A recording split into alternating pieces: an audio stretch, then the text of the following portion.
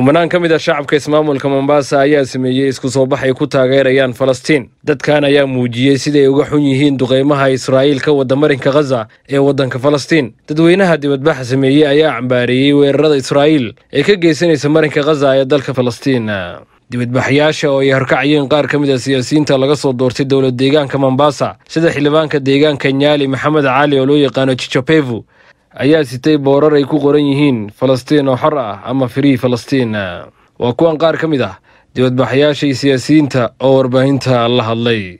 Sisi tunamwambia rais aondoe kauli yake ile ya kuwa pamoja na wale, asimame na haki. Why are they doing this to Palestine? We are here solidarity for Palestine. We might be weak in weapons, but we are very strong in faith and we shall overcome.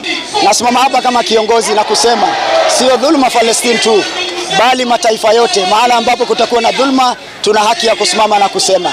Kwa siku 15 mtawalia, watoto wanauliwa na mabomu, kina mama, wazee, watu wamepoteza familia zao, majengo yamevunjwa.